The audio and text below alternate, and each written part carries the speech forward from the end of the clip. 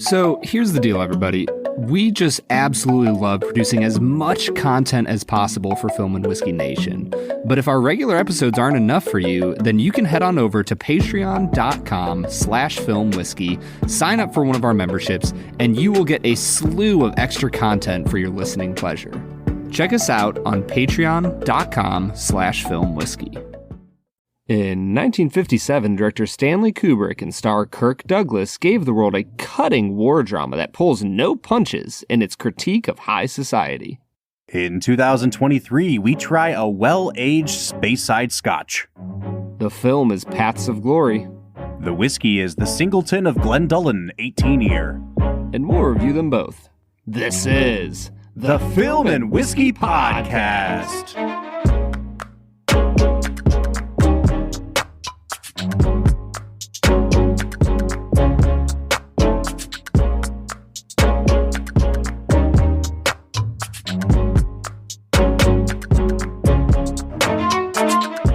Welcome to the Film and Whiskey Podcast, where each week we review a classic movie and a glass of whiskey. I'm Bob Book. I'm Brad G. And this week we are rounding out our short 3-week miniseries of Stanley Kubrick films with his 1957 anti-war masterpiece, Paths of Glory. You say short, although that's what, 90% of our director miniseries have been. Well, we're coming off of Kurosawa, where it was 48 films in a row, Yes.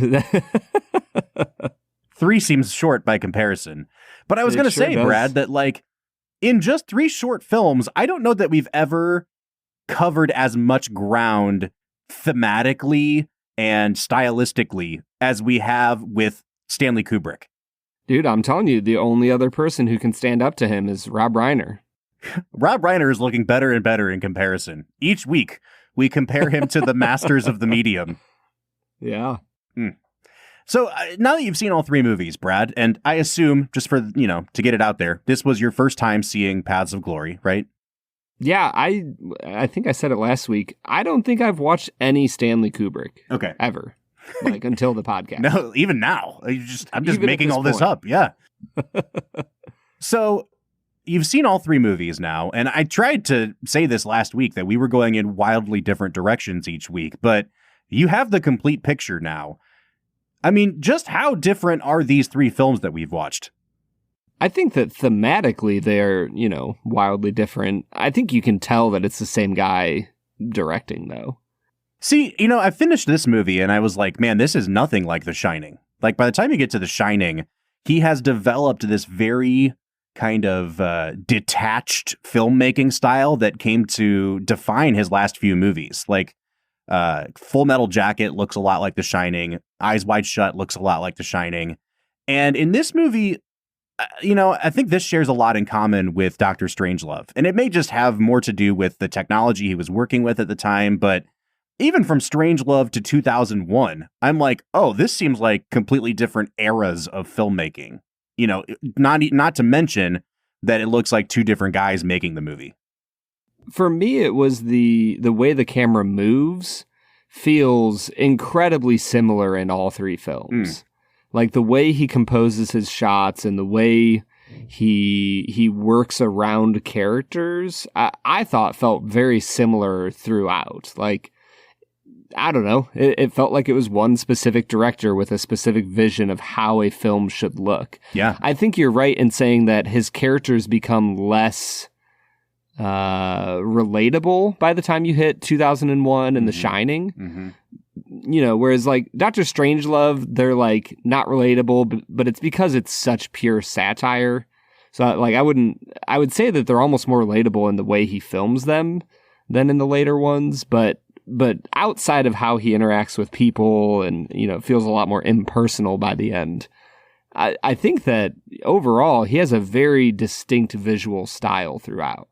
Well, I think that bodes really well for our upcoming bonus episode. At the end of each of these miniseries, what we've been doing is scoring out the director based on a 5-point metric that we've developed on what makes a good director. And it's been really fun because we're not considering any outside sources beyond the 3 to 5 movies we're watching for these miniseries. So for Kubrick, we're not considering 2001, even though we've watched that for the show in the past. So I just want to invite everybody, if you're new to the podcast or if you've only been listening to our regular Tuesday episodes, check out the episode coming out this Friday where we talk about Kubrick as a filmmaker based only on these 3 films. Brad, I think it is sure to be an interesting episode, if not because I think that we've both been much higher on Kubrick than I expected coming into this miniseries. Yeah, I honestly did not have positive viewpoint of Kubrick coming into this. He definitely seems like a strange antagonistic character in the history of cinema. But at the end of the day, man, he knows how to work a camera and he knows how to set up a story. So, there's nothing different here in Paths of Glory. I mean, I am also a strange and antagonistic character, but I know how to edit the hell out of a podcast. So you've had good practice in dealing with people like me and my equal, Stanley Kubrick, right? Yes, obviously. Basically the same level of production value. Yeah, 100%, man. All right, let's get into our first segment of the day, which we call Brad Explains. Brad's gonna give us the movie plot with only 60 seconds ticking on the clock. So let's go ahead and hear your take with this little segment that we call Brad Explains. Brad Explains is the part of the podcast where Brad breaks down the plot of the movie that he has just seen, often for the first time. Brad, we have already established numerous times that this was your first experience with Paths of Glory. And I have to say, for a movie that is really well regarded, you know, it was inducted into the National Film Registry in the first 3 or 4 years of that institution's existence. It's in the IMDb Top 250. It's in the Criterion Collection. I still think that among Kubrick's films, it's probably one of the least known. And so I'm expecting that a good chunk of our audience, A, hasn't seen it, but B, probably hasn't even heard of this movie. So the onus falls on you, man. They are relying on you to give them the perfect breakdown of this film as they determine whether or not it's worth their time, Brad. No pressure. Yeah, I don't feel any pressure, man. Go watch whatever you want to watch. I don't give a shit. Watch whatever. Basically. Oh, man. All right, dude. You have 1 minute on the clock. Now, folks, we are going to spoil the whole movie. So if you have not seen Paths of Glory, a movie that I strongly recommend you watch, hit pause here. Go watch the movie. It is a brisk 88 minutes long. Come back and join us for the rest of the episode because Brad is about to ruin the whole thing for you. Brad, 1 minute on the clock and go. Paths of Glory is a World War I film about a battalion of French soldiers who are ordered by a ridiculous, almost cartoonish general staff to take Ant Hill, which is about as on point as all the names in Doctor Strangelove. So they're ordered to go take Ant Hill, and they are unable to take it due to an extraordinary German counterattack. In the midst of this, the main general who is commanding the troops orders his artillery to fire on his own troops because he's angry for their cowardice. After the battle, he wants to court-martial 100 men and have them killed. He is talked down to only court-martialing 3 men. In the midst of this, Kirk Douglas is the on-site commanding officer for this battalion. 5 seconds. And he offers up a rousing defense of the 3 men accused of cowardice. And that's about the first half of the movie, folks. So, Brad, even though the film's only 88 minutes long, we needed a 2-minute Brad Explains. And I have to say, this is not a fault of yours, because watching this movie through this time, what I was most impressed by is how many storylines they are able to juggle and fully flesh out in a 88-minute runtime. Like, you have the, I don't want to call it the upper room, because that sounds biblical, but like, you've got the backroom sort of dealings of the generals and the high-ranking officers. You've got Kirk Douglas's own inner struggle, being in the trenches with these men. You've got a full courtroom drama after a full battle sequence. You've got the men getting sentenced to death, and then you've got like an extended sequence of them in agony over the fact that they did nothing to be accused of cowardice, and they're just being offered up as a sacrificial lamb. And then you've got this sort of final confrontation with Douglas and his superiors at the end of the film. They really tackle a lot. And I think most directors and most screenwriters would be sacrificing some characterization along the way to get all this stuff crammed in. And yet everybody from the commanding officers on down to the three guys that get slaughtered, I think are really well fleshed out characters. Yeah, there's not a single person in this film that doesn't have a vibe to them that you just immediately understand, and you get to see a little bit of an arc for everyone. Like, I'm even thinking about the artillery commander who refuses to take the orders to fire on his own men. And like, even in the 3 minutes of screen time that he has, I feel fully attached to him. I feel the pain of what he was going through, trying to like say, hey man, like I can't do this without a written order, because if you died, it's going to be my butt on the line. And there's something about even just that one person that I'm like, man, if he can nail it and be a fully fleshed out character, like this entire cast was just incredible. Yeah. I love the fact that, Kubrick helped to adapt it. He's not a credited screenwriter, but he helped to adapt this from a novel that had come out in the 30s. And the novel had really focused heavily on the point of view of the three guys that are shot at the end of the film by firing squad. And he said, I want to shift the focus to Colonel Dax, which is Kirk Douglas's character. And I think it's such a brilliant move because he is right in the middle of this conflict in every way that you can be in the middle of it. And I'm specifically now referring to the fact that his rank puts him right in the middle of it. He is high enough ranking that he is in command of this whole battalion, and you've got captains and majors reporting to him, but he's not yet a general. And so the movie starts with, I know they're French ranks, but I'm going to refer to them as if they're U.S. military. Like the big general, we'll call him like the 5-star general, arriving to this palace where the 1 or 2-star general lives, commanding him, hey, it's been passed down to me from even higher ups that we're going to take Ant Hill, do something about it.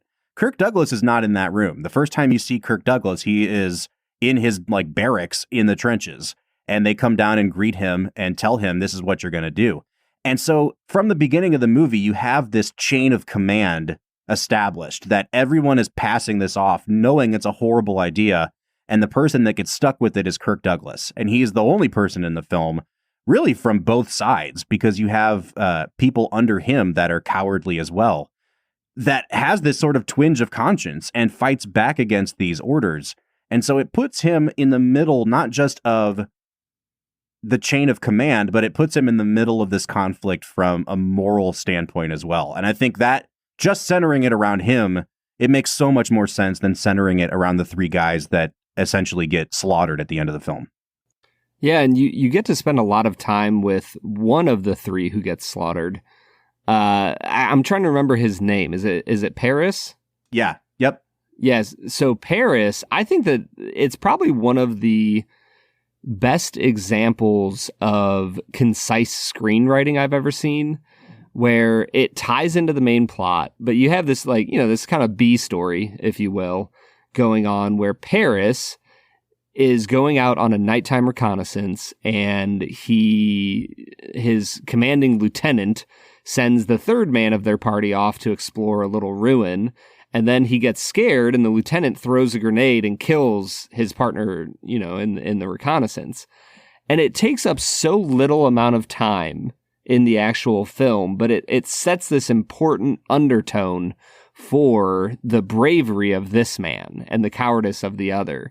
And the way he ties that in throughout the rest of the movie, I just think is brilliant screenwriting, Bob. Yeah, because you have, again, this completely other interpersonal relationship between that lieutenant and Paris, who went to school together, and he doesn't like him. And so now that he knows his dirty little secret that he can't tell Kirk Douglas, the lieutenant sees that as his opportunity to throw this guy under the bus. And so there's like a ton of back and forth interpersonal dynamics happening in this movie.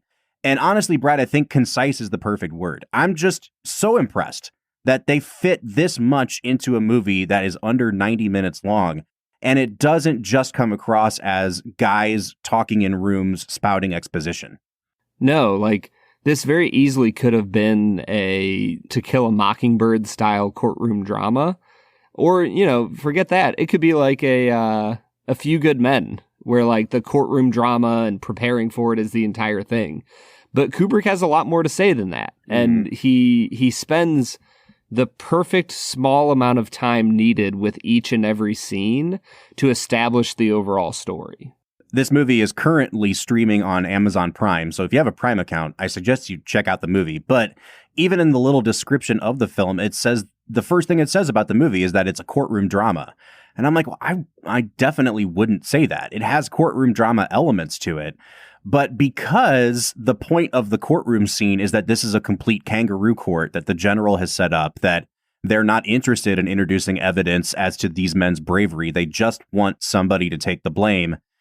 The fact that the courtroom sequence is only like 10 minutes long helps so much because it doesn't overstay its welcome, and it makes its point that we're expecting a big courtroom showdown that never comes. And I think that's, again, one of the brilliant touches is that Kubrick makes this movie so lean because it echoes how quickly this miscarriage of justice happens. And he doesn't stretch it out. He doesn't overstay its welcome. He doesn't try to make it sappy and sentimental. It's almost like he's reporting the facts.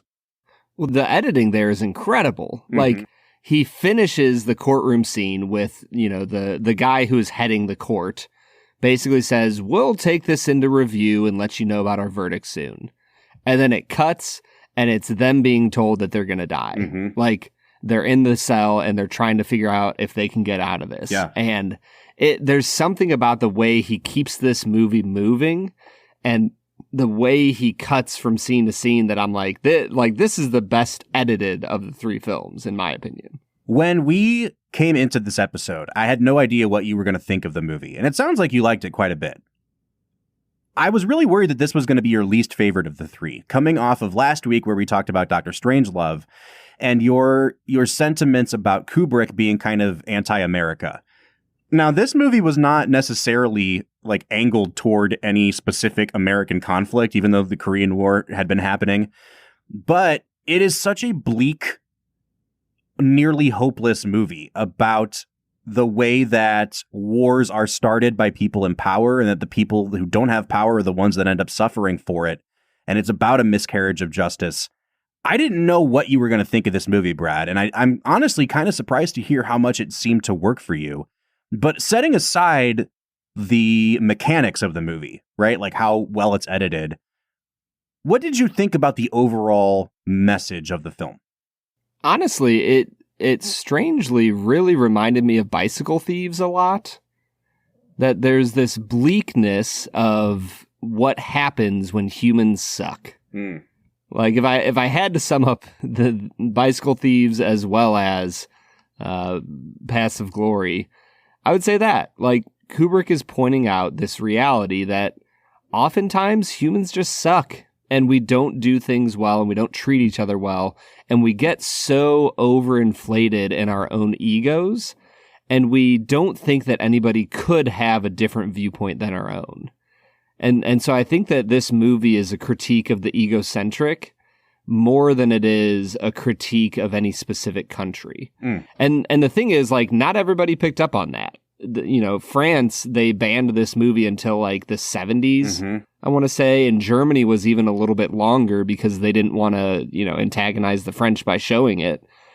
And I don't know why Germany would want better relationship with France, but, they didn't want to piss them off anymore. So they didn't show the film. Yeah. And I think it's an example of how it can be easy to take the subject matter of something and make that the main message.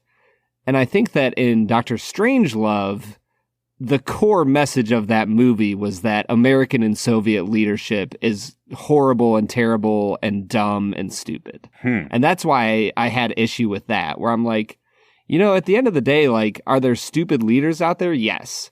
But are they all stupid? Are they all dumb? Are they all terrible? No. And whereas this film, it comes across much, much more as this is what people can do in power and how they can abuse power. And I think that that's a universal message. Part of why I really like Kubrick's early films is they don't have that sense of detachment from their subjects. This feels like Kubrick's most intimate movie. And I think part of what I mean by that too is it's one of the only movies I can think of where he's making a case for humanity, right? Like by showing the worst of what humanity can do. But then we'll talk about the ending of this movie. The ending is this, I mean, for Kubrick, it's probably like the sappiest ending he's ever made in a movie. And by the time you get to films like The Shining, like Full Metal Jacket, I feel like if his viewpoint isn't completely nihilistic, then it's at least kind of unclear what he wants it to say about human nature. And we talk about contemporary filmmakers, not of Kubrick, but today, who remind us of Kubrick. And I know Paul Thomas Anderson is brought up a lot, but for me, the person that I always associate most with Kubrick is David Fincher, both because he uses so many takes with his actors, but he operates with such a sort of clinical and cold camera that I feel like he also puts his characters at such a distance, and he doesn't really have anything to say about the human race that is not just completely bleak. And yet this is one of Kubrick's most bleak films, but I feel like it actually has the biggest heart of any film he made. And I really, really love him for that. I wish that he had done more films like this, you know, before he got to the end of his career. Yeah, it's really fascinating, Bob, because he puts Kirk Douglas in this completely unwinnable situation, right? Where he's supposed to lead this battalion to a victory when he and everybody else knows his battalion cannot take Ant Hill. Mm-hmm. And then he's put into this unwinnable situation of, well, now you have to defend these men in a kangaroo court that you clearly cannot win. And then the final scene of the film, you know, some of his troops are watching this German girl sing and they're crying because of how touching it is. And he receives news that they're going right back out to the front. Mm-hmm. Like, you know, he pissed off the general too much. And in the midst of this incredibly dreary and sad movie, I don't know what it is, but there's something about it that feels hopeful. Yeah, like I guess it's just this idea that this is going to sound silly, but I mean it sincerely. Like at some point, middle management is holding it all together. Right? Like, we all know that in a lot of large corporations, like, yes, it takes all of the workers to make it happen. And yes, upper management needs to do what it does. But at the end of the day, we all know that middle manager that runs the local branch and keeps everything flowing and keeps upper management off of people's backs so they can do their job. But then they also, you know, keep the workers accountable and make sure they do their job well. Like, I just feel like this movie is a giant advertisement for how important it is for companies to have a good middle manager. Well, on that note, Brad, let's talk about Kirk Douglas a little bit, because we're 200 movies in. I don't think we've ever done a Kirk Douglas movie before, which it's just kind of crazy for me to think about. But he's a huge star, and he's also was he in The Great Escape? He was not in The Great Escape, although the ending of this movie is so funny because, like, it has this really touching and sad and profound ending, and then it goes into the end credits where it just shows like everyone who was in the movie smiling, and you're like, yep. It feels like the ending to The Great Escape, and it feels very tacked on and way out of character for the rest of the film. I will say though, I know that directors don't think about this when they make films, but when you're watching a film that's like 60 years old and you don't have a clue who any of the actors are outside of maybe Kirk Douglas, and let's be honest, not everybody who watches Paths of Glory might know who Kirk Douglas is. It's really nice to have the names attached to faces. We need to bring this back. Yeah. Yeah, we totally need to bring it back. But only attached to the ends of movies where they just don't belong tonally. Like, I want the fade out of like Marriage Story and then fade back in with a military sounding drum. Scarlett Johansson, Adam Driver, and they're all smiling and like giving thumbs up. Yeah. That's what we need in life. Oh, that's exactly what cinema needs right now. All right, Kirk Douglas. We haven't had him on the show before. He's a huge star. He's also a very vocal star in Hollywood. And he's the kind of guy, you know, he reminds me a lot of like Harvey Keitel. And we've talked about Harvey Keitel a bit with relation to like his Tarantino movies and how he basically got Reservoir Dogs made. He helped finance it. He pulled the strings. Kirk Douglas does a lot of that. He finds projects that he's really interested in from like a moral standpoint, and he just uses his pull in Hollywood to get them made. And sometimes it got him in hot water, and sometimes it didn't. You know, this movie barely made back the money that it cost to make. It was a $900,000 movie. I think it made 1.2 mil at the box office. So it wasn't like Kirk Douglas was making a lot of money here, but he was putting his reputation on the line. And I think trusting Kubrick was, you know, we know now with history that it paid off pretty well. But Kubrick uses him to such great extent in this movie. He has a movie star performance in the middle of what feels like a very grounded, almost documentary style movie otherwise. And it doesn't clash. It works really well with all the actors around him. Well, as I said, like the only reason this movie has hope is because Kirk Douglas's character feels like he will endure no matter what. He's this bastion of hope in a sea of ineptitude and hopelessness. And that's me with too. That, sure. Sorry. Go ahead. I just love that. I'm going to adopt that for myself. A bastion of hope in a sea of hopelessness. Of ineptitude and hopelessness. That's it, man. Oh, I don't even remember what I was going to say now. Sorry, Kirk Douglas was incredible. That's all I have to say. He was so good in this movie, Bob. I love when Kirk Douglas has his big, like, I want an Oscar moment at the end of this movie where he's blowing up at Adolphe Menjou and I apologize that I haven't told you before now that you're a sad, sadistic old man. And then he does the head, like the hair shake. You could go to hell before I apologize. It is one of my favorite scenes in the history of movies because it is so over the top. And yet in the context of the movie, you're like, F yeah, tell that dude. He needs to hear it. Yeah. It is just like, it's a perfectly calibrated movie star performance where yes, he is chewing the scenery at times a little bit, but he can get away with it because he's one of the biggest stars in the world. And I think Kubrick uses that to great effect.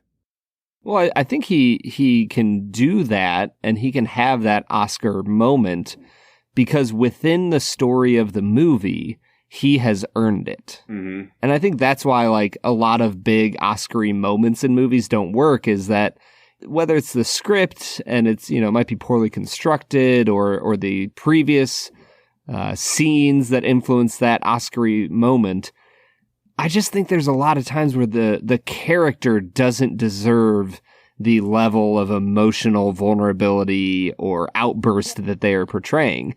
And here, you watch Kirk Douglas do everything that they ask him to do. And eventually he just blows up and is like, no, like I have morals and standards and you all don't. And you can all go kick rocks is my summary of what he said.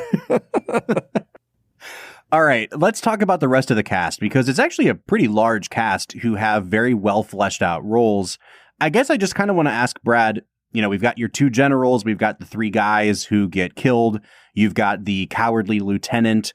Who among the rest of the sort of main cast stuck out to you? I mean, I think that the guy who played Paris was really incredible. But in addition to that, I think that the cowardly lieutenant, who I don't remember what his name is, Roger, was incredible. I thought that he was one of the best of the secondary performances in this film, and there's quite a few. But I thought that he did just such a good job of coming across as sleazy. You can always see the wheels in his head turning as fast as they can of how can I get out of this situation? And I just thought that he had a really great performance. I did too. And it reminds me a lot of what I said last week about George C. Scott in Dr. Strangelove, which is it's really easy to play a coward in the most theatrical, overblown way. And it still kind of works because when someone's cowardly, you're just attuned to hate them. But he doesn't play it as like a fictional coward. He plays it like a real guy. And you can see the twinges of conscience. You can see the regret for what he's done, but he's also just too mousy and too much of a sleazeball to admit to what he's done. Kirk Douglas figures him out really quickly and puts him on assignment basically heading up the firing squad as a punishment for what he did to his friend. And it's just such a well-tuned performance because it doesn't feel theatrical. It doesn't feel, like a guy playing a coward. It feels like he's really embodying that. And that makes him all the more, antagonistic. Yeah. Honestly, just among those three actors, I thought that all three of them brought a really beautiful nuance to the film where, you have Joe Turkel playing Private Arnaud, I think. Mm-hmm. And you don't expect it from him, but at the end of the day, he's kind of the nihilistic, drunk, like there's no meaning in the world. Mm-hmm.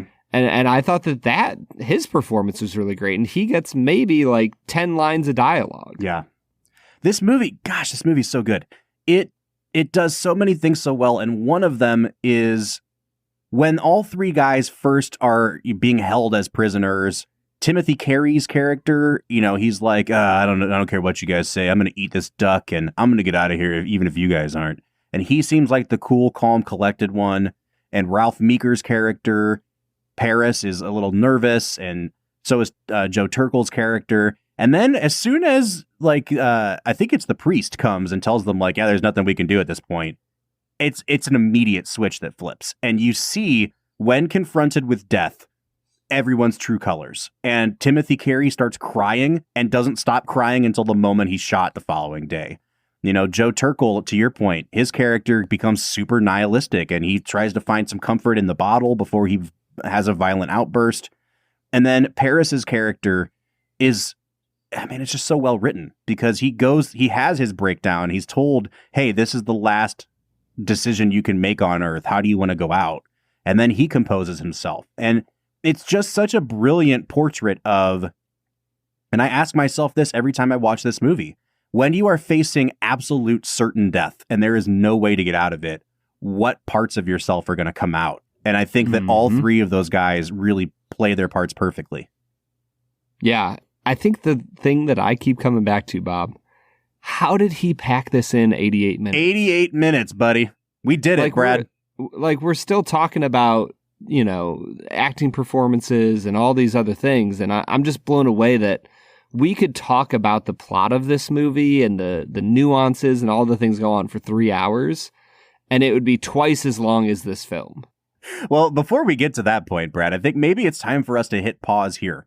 We'll come back after the break. We'll do our little 2 facts and a falsehood. We'll talk about Stanley Kubrick some more. But I am ready to drink some scotch. So what do you say we hop over to the Speyside region and try some of this Singleton? Just like the generals drinking in the face of others' misery. Let's get to it, Bob. Hey, want to make a podcast? Spotify's got a platform that lets you make one super easily and then distribute it everywhere and even earn money. All in one place for free. It's called Spotify for Podcasters, and here's how it works. Spotify for Podcasters lets you record and edit podcasts right from your phone or your computer, so no matter what your setup is like, you can start creating today. Then distribute your podcast to Spotify and everywhere else podcasts are heard. Video podcasts are also available on Spotify. With Spotify for Podcasters, you can earn money in a variety of ways, including ads and pocket subscriptions. And best of all, it's totally free with no catch. Folks, you've been hearing us talk about Anchor.fm for years. We've used Anchor. They have become Spotify for Podcasters. So we're on the Spotify train as well. If you want to start a podcast and you don't want to spend any money to do it, try Spotify for Podcasters today.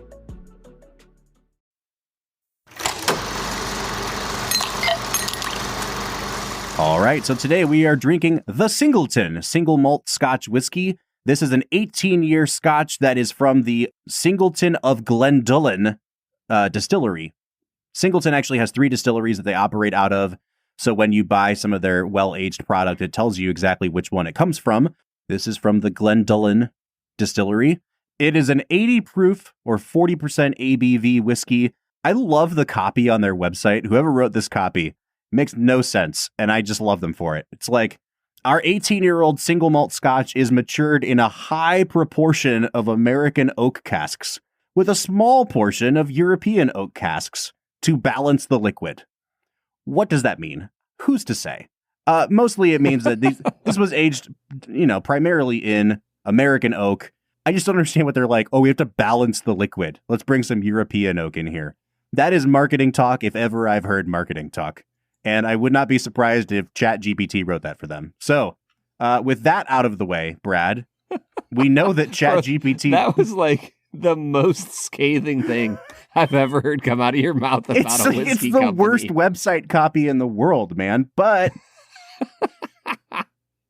For those of you not in the know, Bob works in a online marketing, SEO optimization company. And I think he's trying to drum up some business right now. Maybe? I don't know if they're going to give me their business. Yeah, right.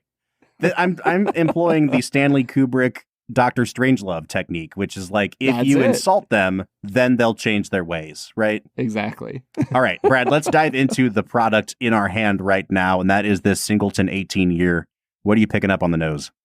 Yeah, so the nose here is really, really nice. It has honey. It gets into a strawberry realm for me, nice and fresh and fruity.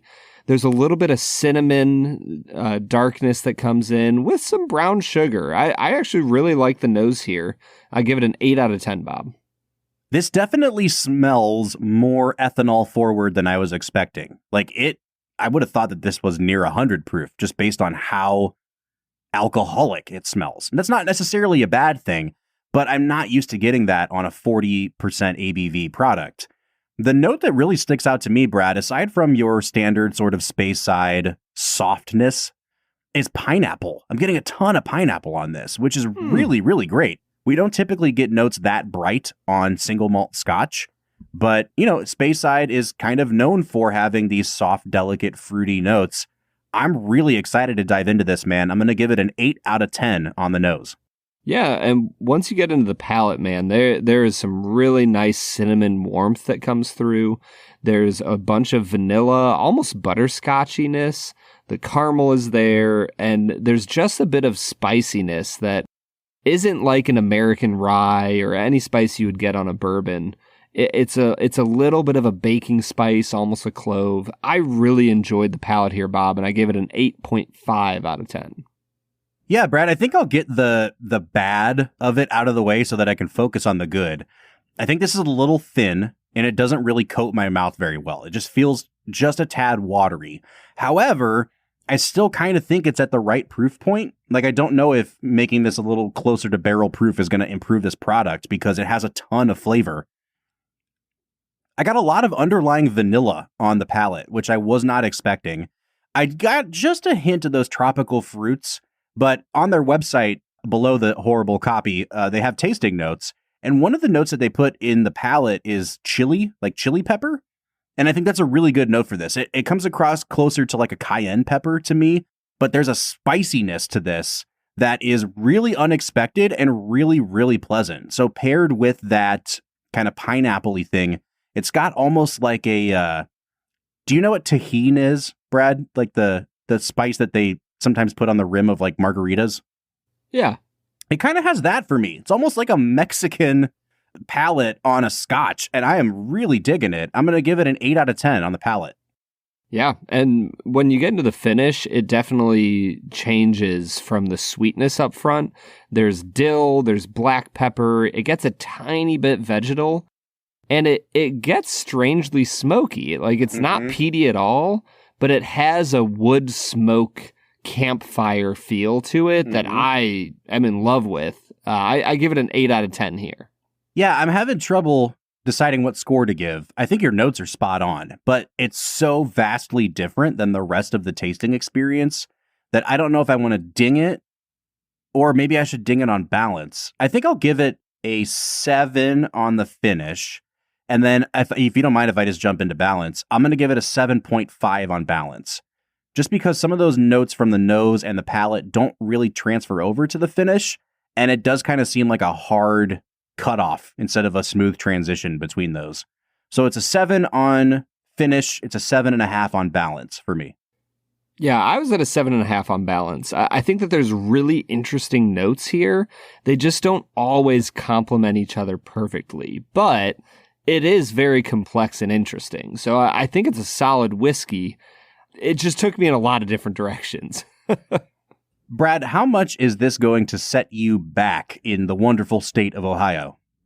Well, Bob, I'm not sure you can get it in the state of Ohio anymore. However, in general, I'm seeing it online right around the triple-digit mark, right around $100.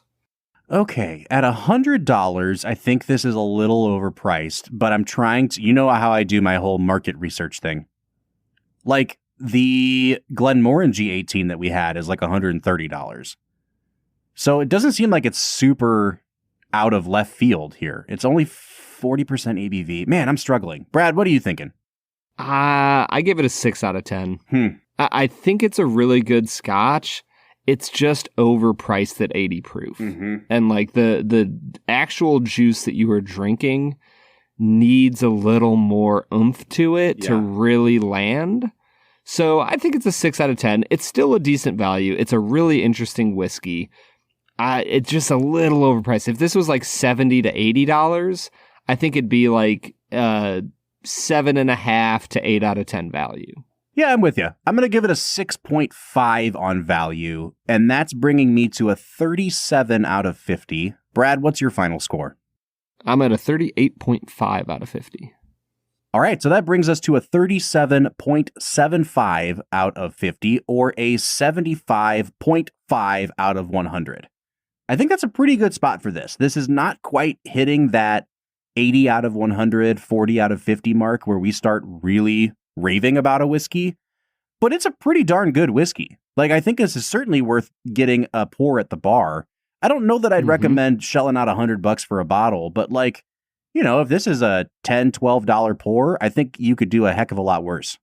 Yeah, I'm actually with you, Bob. I think I would recommend getting a pour at the bar, maybe not buying right off the bat. All right, Brad. Well, I think that this was a much better pairing with Paths of Glory than Dr. Strangelove, where we originally had it lined up. Because at least they're both from the European, area, right? That's about as close as we're going to get. Totally makes sense. I mean, dude, the only thing people drink in Europe is Scotch. Like, I know that there's a quote-unquote bourbon boom going on over there, but the average consumer who drinks whiskey in Europe only drinks Scotch. So I think you're set. Well, let's try to tie it together a little more closely here and just say, you should be tried for cowardice if you don't try Singleton 18. There it yes, is. That's exactly what our score of 75.5 out of 100 would indicate. Yeah, exactly. All right, man, let's get back to Paths of Glory. Let's get to it. Wait, are you gaming? On a Chromebook? Yep. It's got a high-res 120Hz display, plus this killer RGB keyboard. And I can access thousands of games anytime, anywhere. Stop playing. What? Get out of here. Huh? Yeah, I want you to stop playing and get out of here so I can game on that Chromebook. Got it. Discover the ultimate cloud gaming machine, a new kind of Chromebook. All right, everybody, that was the 18-year Singleton of Glendullan, a whiskey that we enjoyed but would not spend that much money on. Nope. No, sir. I don't have anything clever to say. I'm not going to spend that much money on this. Bob, the clever one of this bunch. You're darn right I am, Brad, and I have evidence to that fact because I am now 13-10 on the season in our next game, which we call Two Facts and a Falsehood. Brad is gonna try to stump you, Bob, to our right and what is wrong.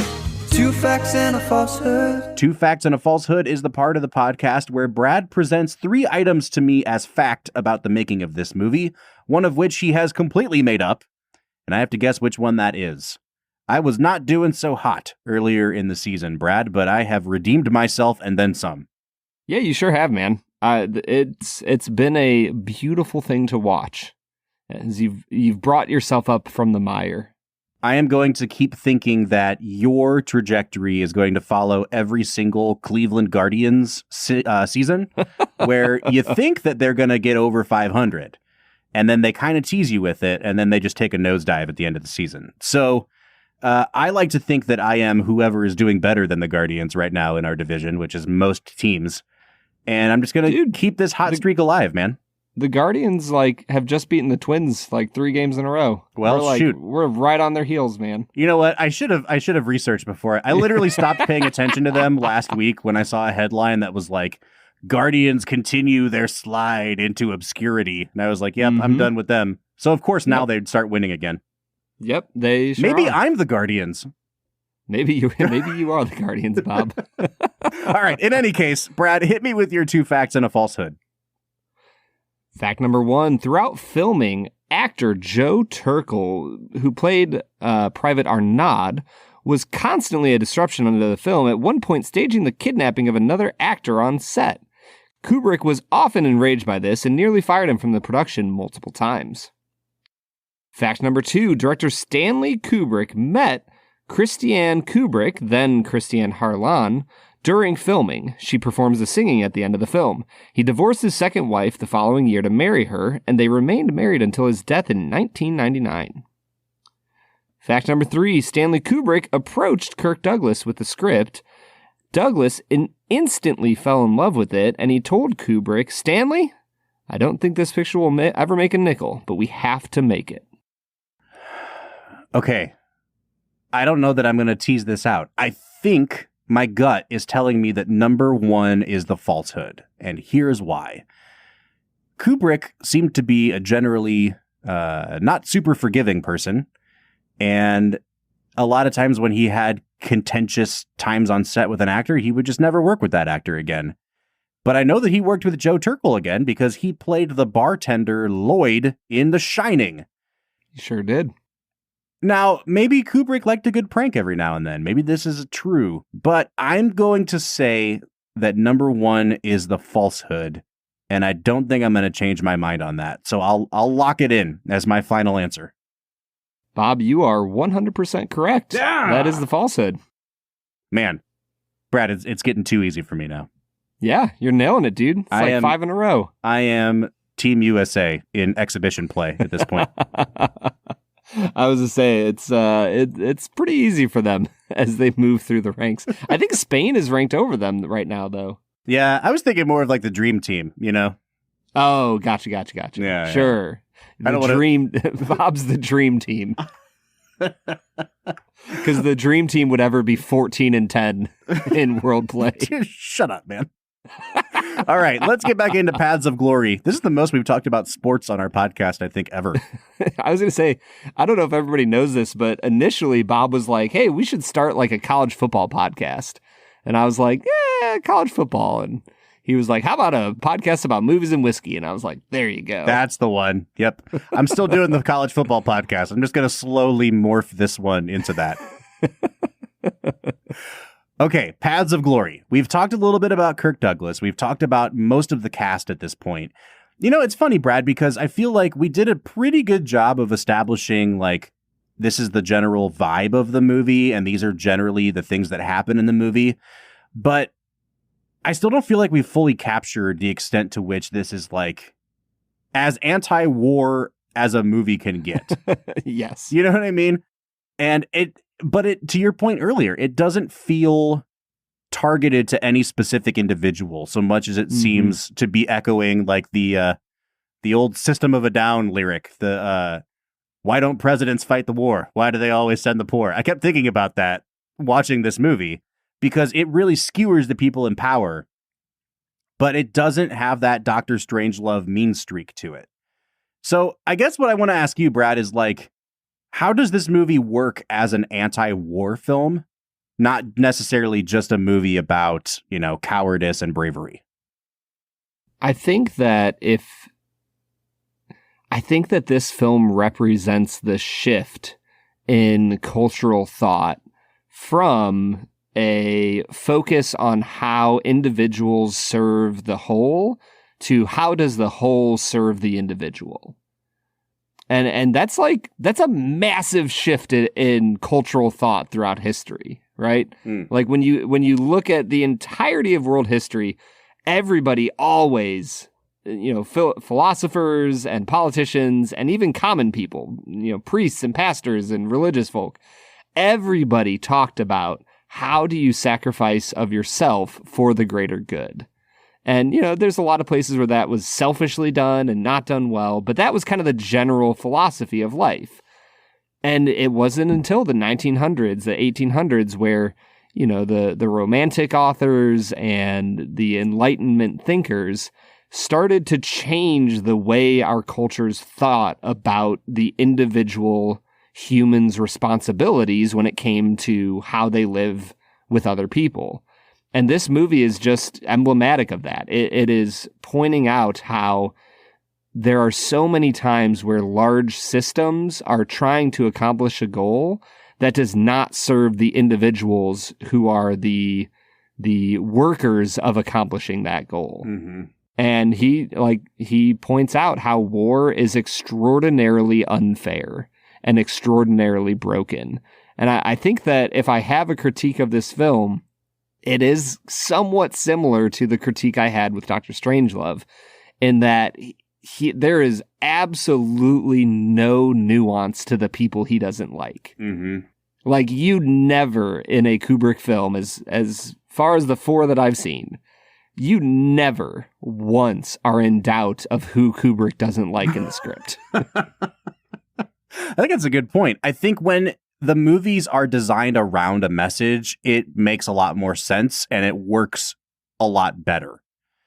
I think that's still part of why The Shining doesn't totally work for me. It worked a lot better than it has in the past, but what's he really trying to say about Jack Torrance? It's clear that he does not like Jack Torrance, but what is the underlying message of that? I don't know that there really is one. And I think that's kind of why don't that hit your kids, Bob. Yeah, you deserve to freeze to death if you hit your children. Hashtag Stanley Kubrick. All right, Brad, let me ask you this then. This is a completely different question, but I was thinking of it as I watched the film. The scene where they try to take the anthill, like the combat sequence, it is so realistic. And Kubrick, obviously being the attention to detail guy he was, that set is insane. It looks like a real World War I battlefield, and it's very obviously not something that's just done, on a soundstage. It's a big open environment. How did you think the combat scenes in this movie worked? Because last week you were mentioning that Dr. Strangelove really kind of blew your mind with how realistic the combat in that film was. So when Kubrick is actually making a war film, did it work as well for you this time around? Oh, it was incredible. Like truly incredible. It only lasts for a few minutes, but the level of detail and the way he pays attention to how people move in a field of combat, I just thought was spectacularly done. And he has a great ability to stay with big wide angles when he needs them and then push in on Kirk Douglas when he needs to. I don't have a ton to say, but I thought it was stellar. I'm sure that what they did was they just kind of had a little ridge over on the side where it was flat and they could, put a track down and just kind of dolly across. But in my mind, I'm thinking okay, there's no Steadicam. The camera is big and unwieldy at this point in 1957. They're obviously not flying a drone or a helicopter through here. It's crazy how much camera movement he is able to do across this battlefield. You would expect that he would just have stationary cameras and be filming from a bunch of different angles. And there is some of that, but there's this probably 2-minute long tracking shot from the time Kirk Douglas gets out of the trench to the time they finally cut away and show some guy get blown up. It's crazy how much ground they cover in that 2-minute span. And for people who were just getting used to Kubrick as a filmmaker, I think that's a huge flex on his part that he's able to pull off a shot that complicated. Yeah, and as I said at the start of this episode, the way he moves a camera is unique and talented, and especially through the trenches. I saw images of 1917 all over this film when he's moving the camera through the trenches, and he did it in 1957. That's nuts, Bob. It's so well done. All right, man, I think that we're at a really good spot on establishing that we liked this movie. So let's take this opportunity to pair this up with something else with our next segment, which we call Let's Make It a Double. We're near the end of the episode, so thanks for listening to the Film and Whiskey Show. Let's pair another film with this one, even if it's a struggle. It's our final segment of the day, now let's make it a double. Let's Make It a Double is the part of the podcast where we pair this movie up with another one to make the perfect double feature. Brad, I'll turn it over to you first. What would you like to pair this movie up with? Honestly, I've been trying to find a different film in my brain that would fit. I think that Apocalypse Now could be a decent pairing here if you're going for the anti-war theme, but I don't want to subject anybody to watching that film. So I'm going to go with a movie I already mentioned. I'm going to pair this with Bicycle Thieves. I think that the length of Bicycle Thieves is great. It's not that long of a film. The themes that they hit upon are very similar. And I think they both make you think a lot about the horrors of war, and especially World War II. So that's my pairing. I'm also going to go with a movie that you have mentioned on this podcast already, and I'm going to go with To Kill a Mockingbird. Even though this doesn't hinge on the courtroom scene the way that To Kill a Mockingbird does, I think that you could do a heck of a lot worse in finding two films that are both about the miscarriage of justice and trying to find hope and humanity in the fallout from it. And I think that's the overarching thing that I'm left with at the end of this movie, is that these guys are literally being sent to the front so that they can be killed at the end of the movie. This general just wants them all to die at this point. And the final image you're left with is Kirk Douglas nodding in approval as he understands that his men might be victims of inhumanity, but that they have a humanity within them. And I think that's kind of the overarching message of To Kill a Mockingbird too, what it means to come of age in a world that is unfair. And so, yeah, that's my pairing. Brad, you kind of tipped your hand with both of our Let's Make It a Doubles today.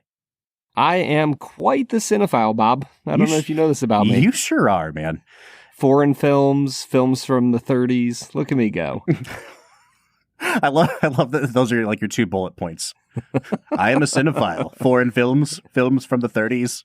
I mean, tell me that those aren't requirements to be a cinephile. It reminds me of that scene in The Office where Dwight's like, I love movies. I've seen over 200 of them. That's a great thing. Yeah. All right, man. Let's give this movie some final scores. I'm really anxious to hear what you have to say, Brad. So the floor is yours. What do you think of Paths of Glory? Man, I want to give this a 10 out of 10. I think I'm going to stick at a 9.5 because I don't like how mean Kubrick is. And so for that alone, he just does not give nuance or flavor to characters he doesn't like. And I don't know. There's something about that irks me. So I'm going to give it a 9.5 out of 10. Bob, this is like one of the ultimate platonic ideals of what a 90-minute movie should look like. Mm-hmm. I'm right there, man. I was going to give it a 9 this time around because it just didn't quite click for me on the level that it has before. But listening to you talk and your first experience with the movie, it's one of those movies that's like, you keep hoping against hope that something's going to happen. And when Kirk Douglas goes and talks to the big general about the news that he's gotten, that his general ordered his own men to be killed, and you think maybe it's going to result in these guys getting out of prison, and then just the gut punch that it doesn't happen, and the wheels of bureaucracy keep turning. It's just such an emotional movie. And so me watching it on like my 10th watch, I'm like, oh yeah, okay, I'm going to pay more attention to the camera movement this time. So I didn't enjoy it as much this time, but listening to you talk about it has reminded me that this is a nearly perfect movie. I'm not going to give it a 10, but I will give it a 9.5. And that means that for one of the few times this season, Brad, we have both come out to a 9.5 out of 10. But we'd like to know what you think. Have you seen Paths of Glory? Have we hopefully inspired you to go watch it? If not, you can let us know all about it on our social media accounts: Facebook, Twitter, Instagram, TikTok, YouTube, at Film Whiskey. Or you can jump onto Discord. We are on Discord every day, Bob, talking to you guys, the fans of the Film and Whiskey podcast. So if you would like to join the conversation, you can do that by clicking the link at the end of every single one of our show notes. Brad, we go from one of our shortest films of the season to what is surely our longest film of the season, as we leave behind Stanley Kubrick for the director William Wyler, and we're going to be watching his Oscar-winning 4-hour epic Ben-Hur next week. So, Ooh, man. Join us for that marathon watch next week. I was going to ask you why we didn't do Spartacus for Kubrick, but now I know Now that you watching understand. Spartacus and Ben-Hur back-to-back would have been interesting, Oh my but gosh. brutal. Like an 8-hour workday to watch those two movies. Yeah. All right, Oh, so join man. us for Ben-Hur next week. But until then, I'm Bob Book, I'm Brad G. and we'll see you next time.